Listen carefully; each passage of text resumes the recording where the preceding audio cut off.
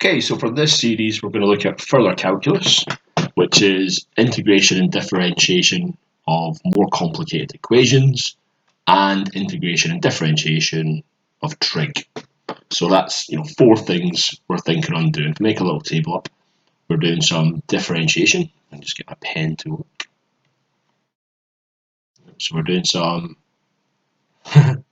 differentiation, and we're doing some integration.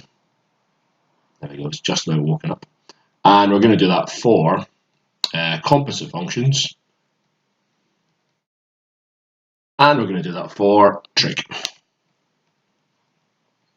And there we go. So we're going to have 1, 2, 3, 4 skills to look at, and then I've got a little problem solving question at the end, which I found that I quite liked. So yeah, we're differentiating, we're integrating. It's going to be a composite function or a trigonomic function, and actually the trigonometric functions are right here, and there's a little clues to what we're going to do in each case.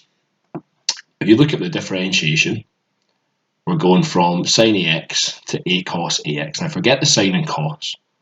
What's happening with the a is we're multiplying by our differential. That's effectively the rule for this, and that's for composite shapes as well. So when you're differentiating, you're timesing by the differential. And I'll explain a bit more about that as we go through. And with this one, when we're integrating, we divide by the differential. And so I'll explain more about that as we go through, but if you forget this or you're getting confused, and believe me, when you put it all together in a test and you're integrating, you're differentiating, it's further calculus like composite functions, you will get a bit confused. It's right here at the front of your sheet just to remind you, I am multiplying through by the differential. I am dividing by this differential. Okay, so let's try a few questions.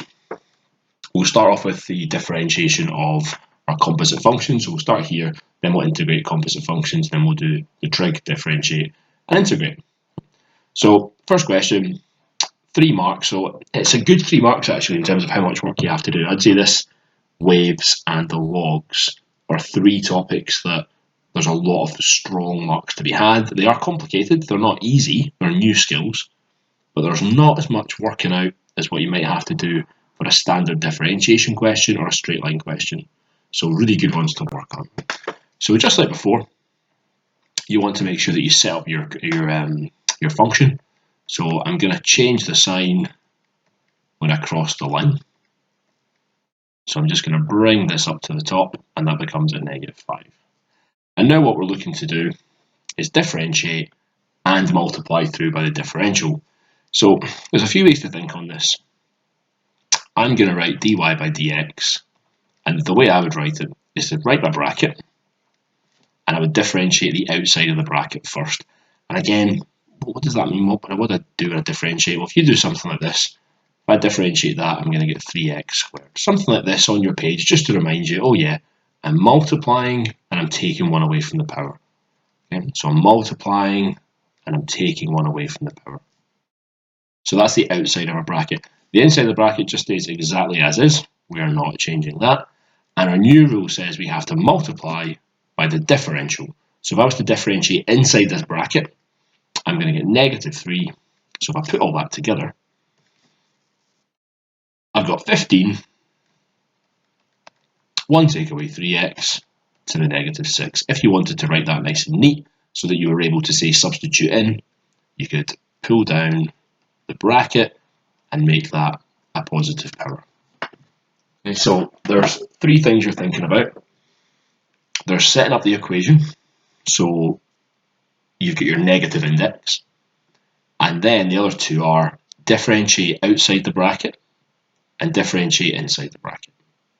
And that's pretty much your composite functions differentiated.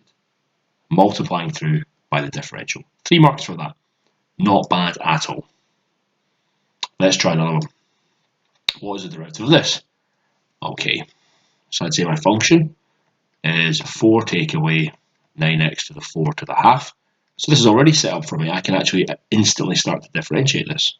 So dy by dx, and I'm going to write my bracket out like this, and I'm going to say, okay, what happens when I differentiate again? X cubed becomes 3x squared. So I know that I am timesing these 2 together, and taking away 1. Okay, so 1 times a half would be a half.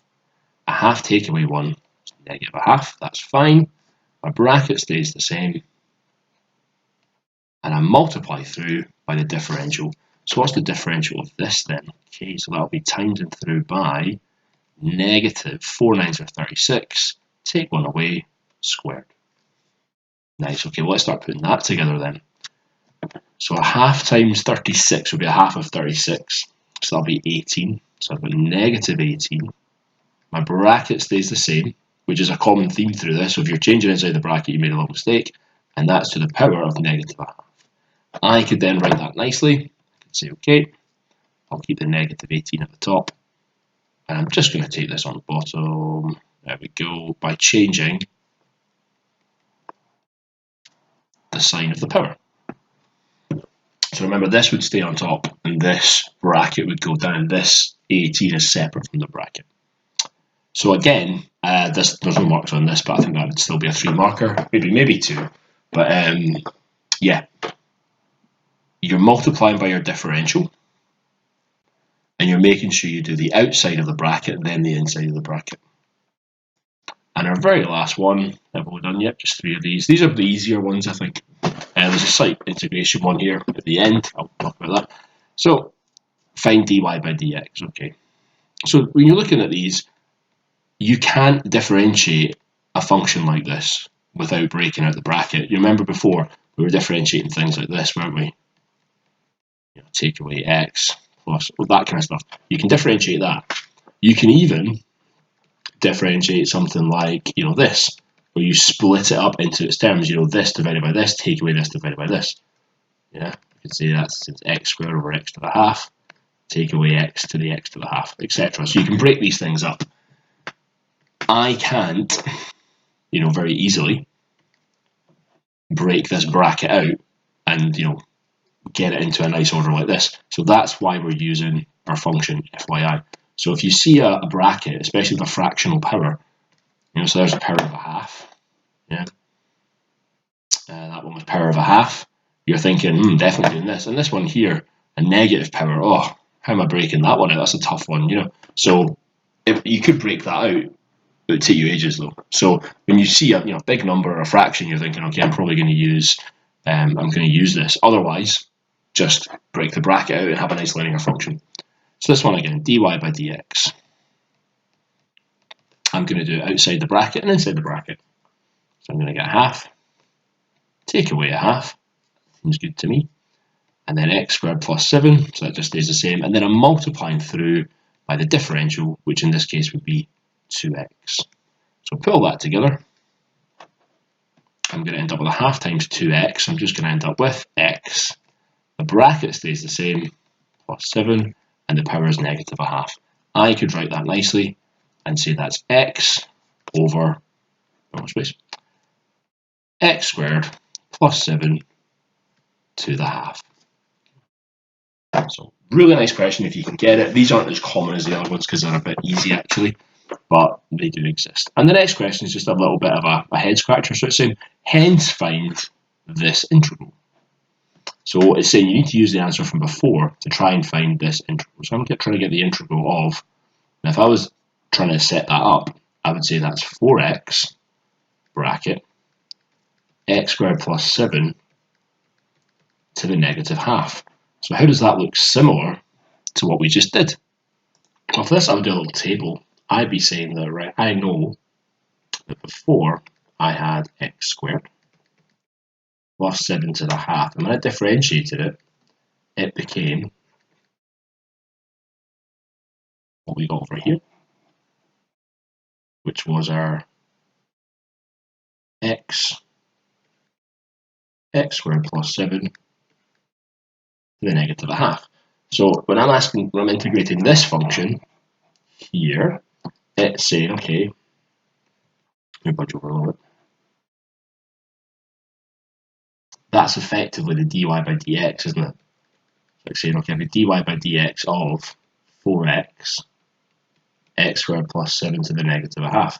What did I start off with? The only difference I can see between these two functions is there's a 4. So if I put a 4 in here, it would filter its way